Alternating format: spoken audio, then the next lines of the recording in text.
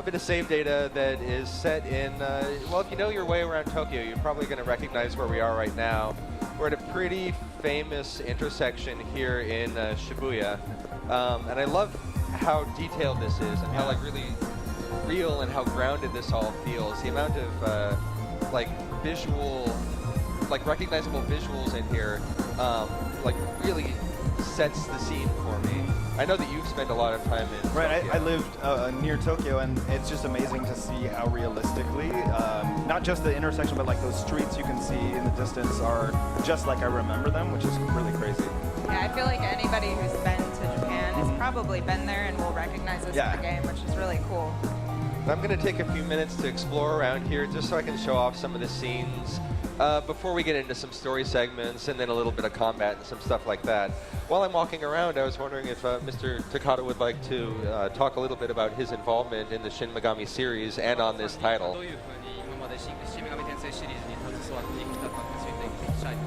ですね、つい最近アトラスからデビルサバイバーレコードブレイカーというのが出たと思うんですが、そのデビルサバイバーシリーズのディレクターをやってます。So I served as the director for the Devil Survivor series from Atlas, the most recent of which was Devil Survivor Record Breaker. Now, I talked a little bit about how realistic the setting is, like how grounded in reality this game feels. That's one of the things that really stands out to me about this title in particular. Like the hook of the storyline, and we'll talk about this a little bit more, is that you're set within Tokyo, a very modern day setting, and you start experiencing these incursions from another world called the Idolasphere. These beings called mirages are being drawn to our world and invading us, and we'll talk a little bit more about that in a few minutes too. This is a JRPG, although I don't know, I feel like it might be a little bit more appropriate to call it a J-pop RPG because of like how heavy the role of music is in this game. Yeah, we're gonna see that coming up. We'll talk about that a little bit. I want to walk into the convenience store really quickly though. Yes. The character above the mart there, that Shin Megami fans may recognize him as Hiho or Jack Frost. Yeah. So that's pretty cool because they add in all these little details like that. I like those little nods to the series franchise as well. I talked a bit about some of the, like just touched on the idea of pop music and its importance to this series. Mr. Takata was telling us the other day a little bit about the way in which Shibuya changes through the course of the game and the role that music has in that. I was wondering if he could expand on that now that we're in the convenience store and I'll be, shopping for some snacks. He can tell us a bit about the music and a little bit about the world. Can you pick me up some candy? Find some candies, onigiri. Yeah, I need some candy.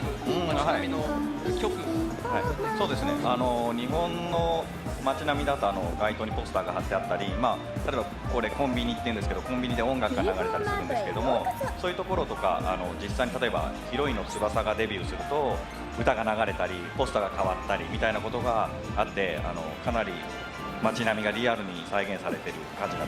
So actually, the way that the city looks changes as you go through the game depending on what the characters have done. So for example, if the heroine of the story has made her debut, then her poster for her debut single will be up in the city and her song will be showing or playing in the convenience store, things like that.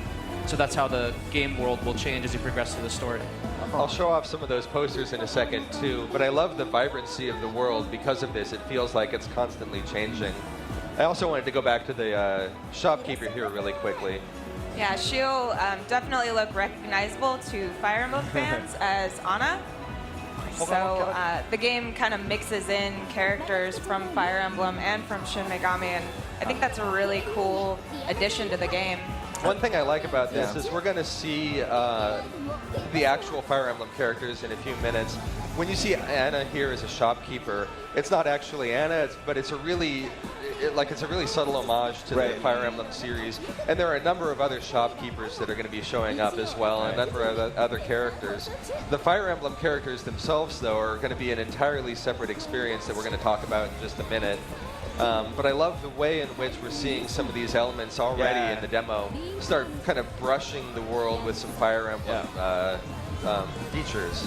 I was getting so comfortable hanging out in the Hee-Ho Mart there that it's kind of sad to leave, but I know we've got to go see other things. The Hee-Haw Mart with Hee-Ho. Hey, you know, Yes. we're not going to go for the, decide on what the official pronunciation is here, but Take a look around, some posters, get a look at the real world. Now, the reason I'm here, though, I'm not just kind of exploring Shibuya. I'm here to catch a concert being performed over in the square. I'm going to head over that way now.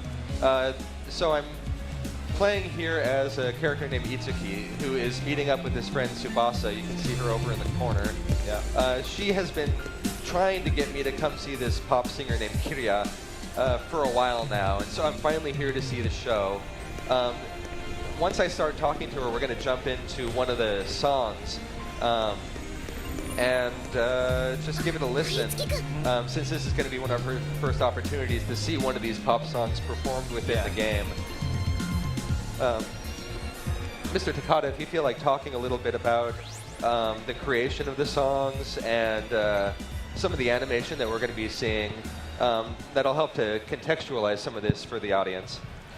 このゲームに登場するこの曲についてのなんかその作曲についてもしコメントがあったらもう自由に、コメントしていただければ。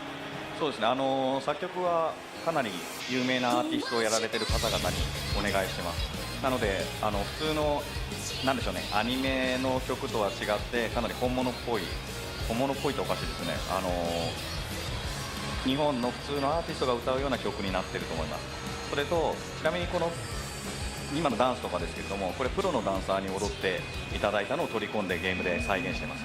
またもう一つ、この歌なんですけれども、歌を歌ってる方と、普段のキャラクターのボイスをやっていただいている声優さんは同じなんですよ。なのですごくこだわって歌の上手で演技も上手な人を選んでキャスティングしてます。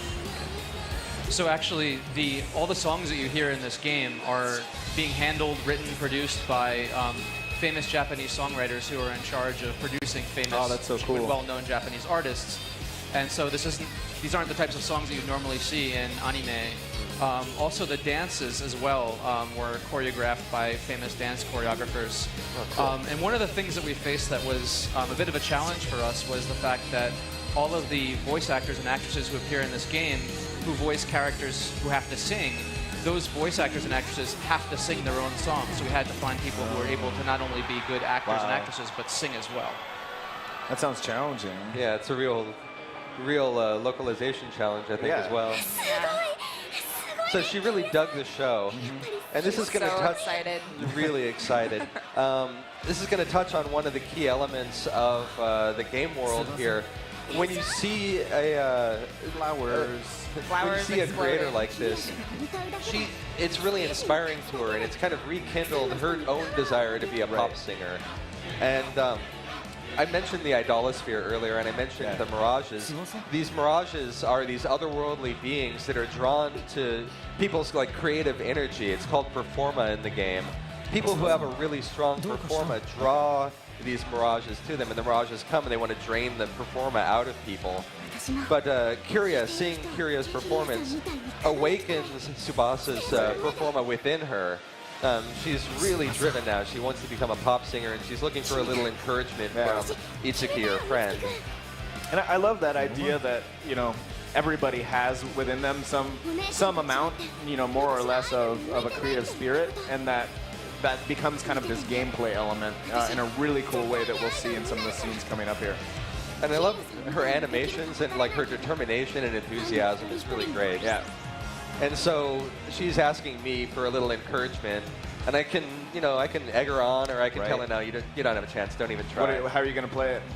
You're going to be nice, right? I'm going to be nice. Yeah, be nice. Okay. For purposes of this demo, I'll play against character, and I'll be nice. She's really enthused about it. And now you're going to see something that the real world around her can't see, but it's her Performa kind of being awakened within her. And this is going to be a kind of a triggering moment for the storyline as well. I wonder if we have very good Performa. What do you think, Ethan? I would imagine you probably have the most Performa out Oh, of the I three don't of us, know about at that. least, Well, thank you. but you're super creative, so. Day 2 of E3, I feel like my performance is still pretty high. Yeah, definitely. Still got that adrenaline. So she can see this happening, and you, Itsuki, can see this happening to her, but everyone around her can't see it. It's Right. just you and your group of friends who all have the same ability within you. And also this character, Who's Maiko, I believe. She's kind of like, we don't know a lot about her at this point, but she's kind of a support, someone who's supporting Tsubasa. and she's explaining a lot of what we just discussed about the Performa. Right behind Tsubasa is her buddy Toma with the red hair. But now that we've had this moment, this big experience of the Performa being awakened within Tsubasa, the Idolasphere is starting its incursion, and you're seeing Shibuya being basically invaded by these otherworldly beings.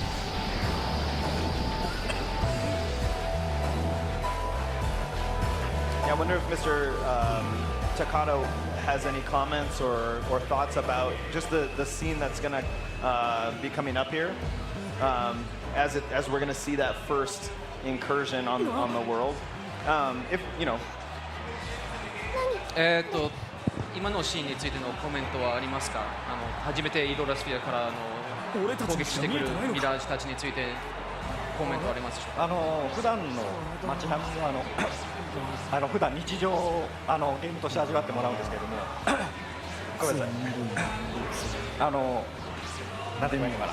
こう日常と非日常を味わうためにああいうふうに敵が攻めていくんですが、彼らは敵が見えないんですね。なので異変に気づいているのは主人公たちだけなので、こうなんて言えばいいのかな。